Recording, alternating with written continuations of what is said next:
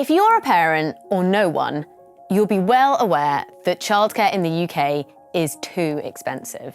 According to the OECD, UK nursery fees are the second highest in the world and take up 1/3 of the average wage. In some areas, it's even higher.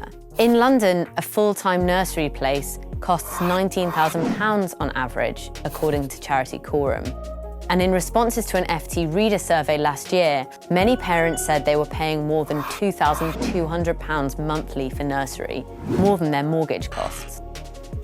Childcare has moved from being a personal problem for parents to Westminster, not just because parents' votes count, but because in a tight labour market, the effects are felt across the whole economy.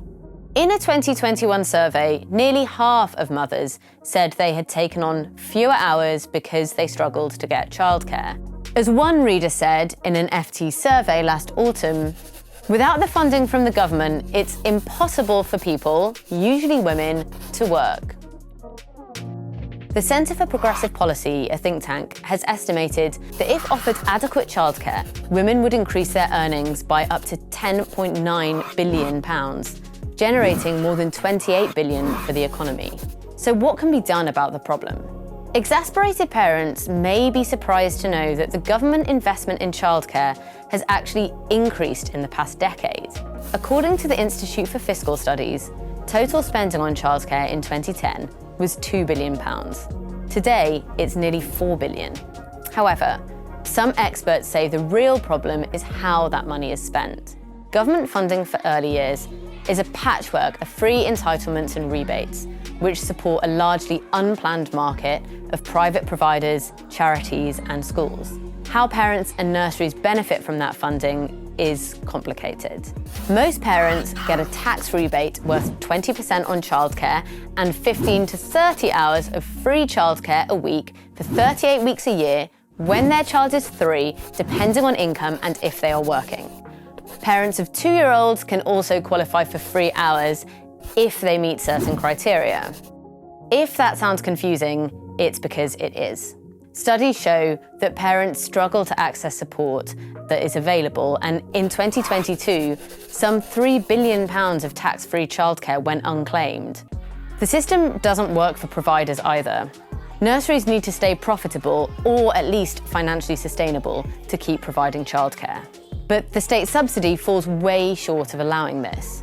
Research found that the government estimated it costs £7.50 per hour per child to provide a quality nursery education in 2021. But in that year, it gave nurseries an average of only about £4.90 for each of the 15 to 30 free hours offered to parents. Faced with the shortfall, nurseries depend on parents paying beyond those free hours in order to stay afloat. That means charging higher prices to richer parents or parents of younger children for more hours or so-called extras like nappies or lunch to cover costs not paid for by meagre government funding. However, nurseries are still struggling to make ends meet. About 400 have closed since 2020 and more have shut their doors in disadvantaged areas where they're more dependent on the government subsidy. So, what action can working mothers expect from policymakers? The UK government has considered a range of options, including loosening regulations on childminders and increasing the number of children that can be looked after by one adult at nurseries. Policy analysts and lobby groups have called for more radical changes, including increasing funding per place and extending the free allowances to younger children. But that all costs money.